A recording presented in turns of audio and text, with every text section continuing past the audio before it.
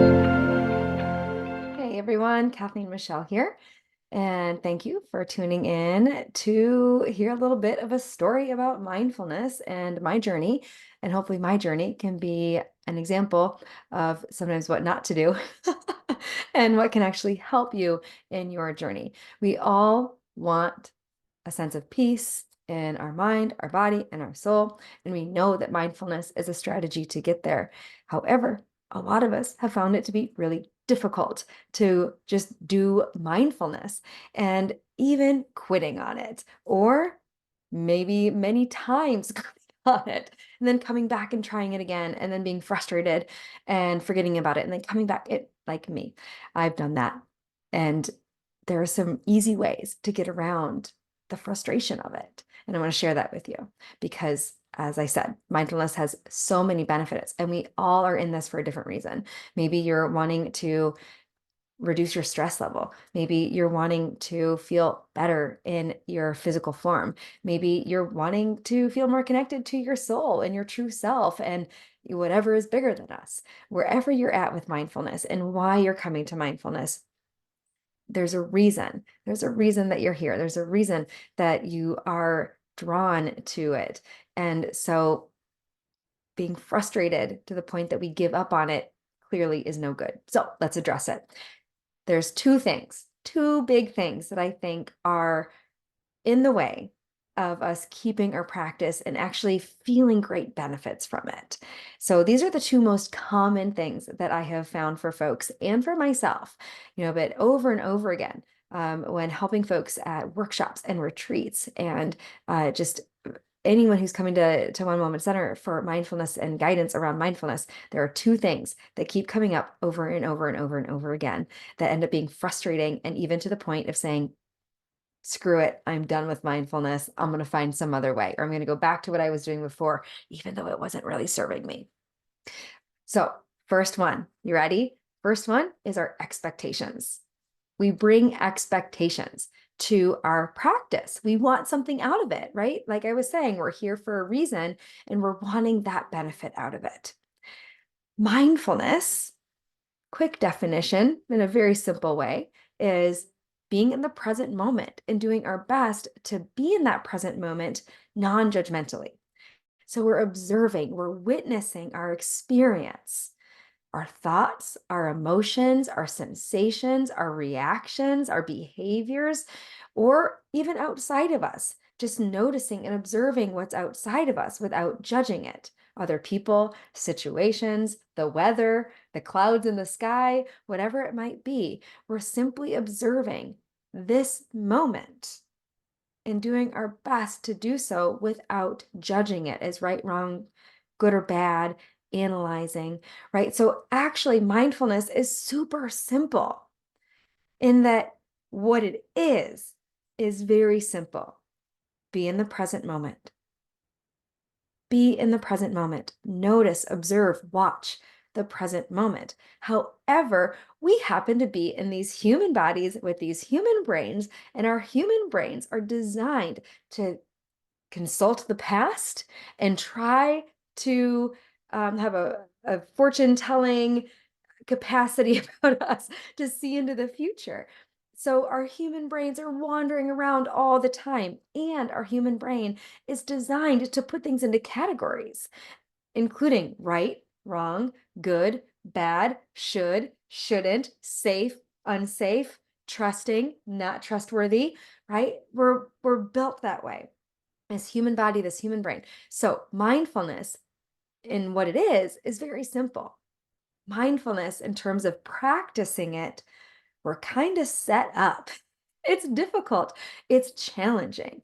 Mindfulness is a practice of observing the brain's tendency to do all that stuff and instead keep inviting our mind to come back to the present moment. That's the practice of mindfulness. Many of us, like I was saying, come to mindfulness because we want something out of it, which is totally fine. However, when we are caught up in our expectations and what we want, the outcome, the goal that we are here for, and we get really, really stuck into that, we might be doing ourselves a disservice. When we focus on outcomes, when we're focusing on the goal, what we want out of this, we are not in the present moment. So this is where it gets a little tricky, right? Because we're coming to mindfulness because we want something out of it.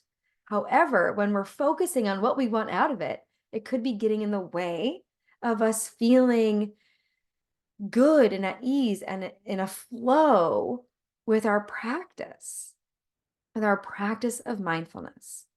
So, another way to think about this then is to simply come to the practice and allow whatever shifts to occur on their own. And what might actually happen is that we not only get what we were hoping for, but so much more when we stop striving or clinging. We start opening up to allowing. And when we're allowing the present moment to be what it is, which, by the way, it's kind of silly to say that because it's not ours to allow the present moment. It's more like we're just noticing. We're accepting that the present moment is what it is, even if it's uncomfortable, even if it's not exactly what we want. And by the way, it doesn't mean that we're condoning something that is wrong. Mindfulness is about allowing, accepting that the present is what it is, and we can observe it and observe our reaction to it. And there have been many, many times where this has been very difficult for me because I'm human, just like you. Or at least I'm assuming that you're human. I don't think there are any robots watching this video, but I don't know. The world of AI is getting pretty intense out there. So, assuming that you are human, just like me, this is something that is going to show up in our practice. That we're going to start noticing, I want something out of this. And the practice is to acknowledge that, sure, of course I want that. How can I come back to just noticing whatever is coming up for me, whatever is rising up mentally, emotionally, in our sensations, our reactions, noticing that without judgment. And that's the practice. Noticing that, of course, I want something out of this. Can I set that to the side and come back to my intention to be in the here and now? Okay, so that's number one. Number one is having these expectations that we want something out of it or that we're going to get something from it. And we might, however, like I was saying, if we can set that to the side, we might get even more. I did, that's for sure. And I continue to. Okay, so second thing that gets in the way of maintaining our practice is maybe not knowing how to approach the practice. There are so many ways to practice mindfulness because we can bring our intention to be in the present moment non-judgmentally into anything that we're doing. Meditation, yoga, walking, brushing your teeth, talking with a friend, anything at all we can bring mindfulness to. And we're practicing mindfulness as long as we are intending to practice mindfulness. So when we're practicing intentionally in like a formal practice, meaning we are sitting down in meditation, or we're sitting down to do a mantra practice or a chanting practice, or we're sitting down or even standing up, right, to bring mindfulness into a movement, yoga, walking, something like that. We're formally using a formal practice for building our mindfulness muscles in our mind and in our body and our soul. When we're practicing that, we want to start in small ways. That's really a huge thing. It's small and it's huge because when we start to practice and we want to come at it full force and do it really big, and maybe even have this idea that if I'm not doing it big, I'm not doing it at all, or it's not worth it, we are doing ourselves a huge disservice. When I started meditation practice, I was sitting in a room with dozens of other people for half an hour or more in meditation when I had never done it before. You guys, it was so uncomfortable. I actually was, after a few times, like, I'm not doing this again. It's so uncomfortable. I almost feel like I can't breathe instead of being able to feel like I'm breathing easily. So I quit. I quit. So coming back to a small start is huge. When we are not used to being still and going inward and observing, it can be uncomfortable. It can actually be really uncomfortable. And it might not just be because, like, oh, wow, I'm having thoughts that I don't like, or I'm having emotions that I don't like. That might be happening. However, what can be really uncomfortable is just that we are using a muscle that's never been used before. It's like going out and running a marathon when you've been sitting for a week or more. And then, like, I'm going to go run a marathon. It doesn't end well. It's pretty painful. It's really uncomfortable. So, starting small, starting with 1 minute, 1 minute of noticing your breathing, and then building on that. Or maybe 5 minutes feels okay and comfortable to you. Noticing your edge, right? And that's what we practice as well in One Moment Center, and what I guide folks on is finding where your edge is without judging it. Maybe your edge, and by edge, I mean when it starts to feel uncomfortable or you start having thoughts that are judging or analyzing or wondering, am I doing this wrong? Or like, so noticing your edge. Maybe your edge is after 3 breaths. Maybe your edge is after 10 minutes.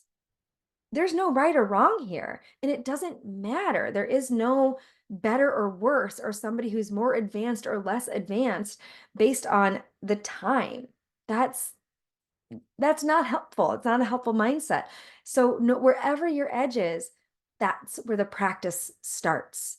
And it's what you do and what you intentionally choose at that edge that is most important. In what we're hoping for here, and I know I just said that we're not looking for outcomes and goals, but what we're hoping for here is that we notice the edge, can observe, wow, what is that like inside of me?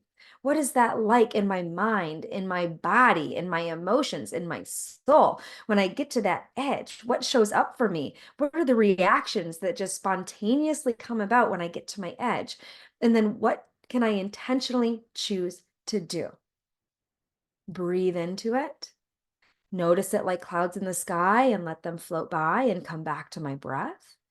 Can I offer it friendliness instead of pushing it away? That's where the practice begins, whether it's after 3 breaths or 30 minutes. That's where your practice is. That's where we start practicing mindfulness. Okay, so those are my 2 thoughts. A lot of thoughts about my 2 thoughts on the 2 things that most commonly show up as reasons that we get frustrated with our practice, give up on our practice, and just say, never mind, not doing that again. And I'm hoping that that might either after the fact, because maybe you've already found it difficult and given up on it, but maybe it's going to prevent you from giving up on it, or the next time where you maybe would have given up on it is reminding yourself that if I'm having an expectation, it's going to bring stress and suffering to my practice. If I have an outcome that I'm focusing on, instead dropping that and just doing the practice for the sake of doing the practice and allowing whatever benefits come out of that to come out of it. And number 2, how we're practicing, starting small. So it's not like running a marathon when we've never ran before, starting small and then finding wherever your edge is. And that's where your practice can begin. All right, loves, thank you so much for tuning into this video. Again, I hope it's helpful for you.